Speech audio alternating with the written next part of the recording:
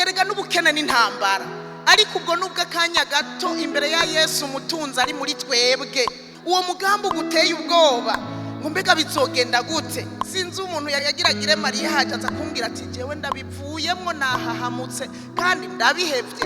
None yaguhevye ka nabonye ko nazobishobora. Mariya yaje muri kumwe na Yesu, kandi Mariya akiri mu mugambi w'Imana.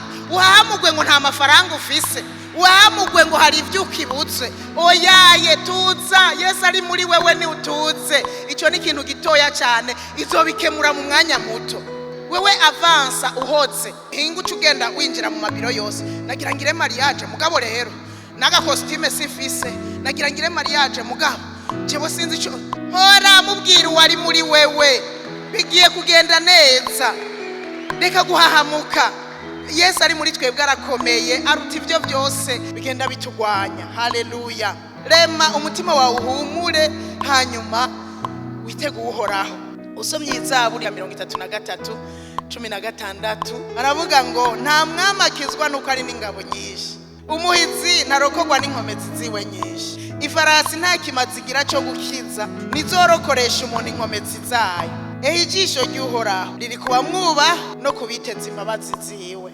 Amen. Batanze akarorero k'umwami nakizwa nuko ari n'ingabo nyinshi. Umwami w'Isiriya yari afise ingabo nyinshi, no mu gihe cya Hezekiya hamwe yatuma wa muntu wiwera bushake n'amanyama n'amafyeri akamubwira ngo we ni wamenye ibyabaye, twebwe umwami wahariya nitwe twamugize ubusa, ingabo n'ingabo ziwe twabagize ubusa, nahariya twabagize ubusa. Baravuga ngo n'imana zabo zose ngo twarazihinduye ubusa. Hezekiya avuga ngo ziriya ntizari imana nyamana. Nukuvuga ngo umuntu wese azi ko afise imana nyamana.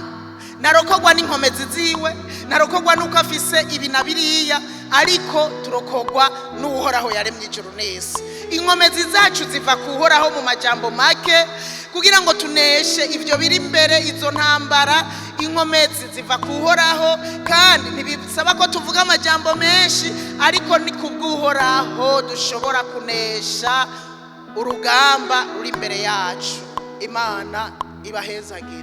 Umenye ngo nejo bundi ushobora kuba utari mu ntambara uyu munsi, ariko ejo intambara ikavyuka yo mu buryo bumwe cyangwa ubundi. Kibazo kije twige guhora, tureke gukoma induru, tureke kuvuga nkaho umengo umwami wacu ari muri twebwe yapfuye, nkaho umengo nta Yesu ari muri twebwe. Ubujambo noneho birashushe, noneho bigenza uko. Mbega urazi bimbayeko bigenza uko nakuriya hora byabaye Imana yikorere. Abantu bicwa rero no kuvuga ubujambo hora rero Imana yikorere.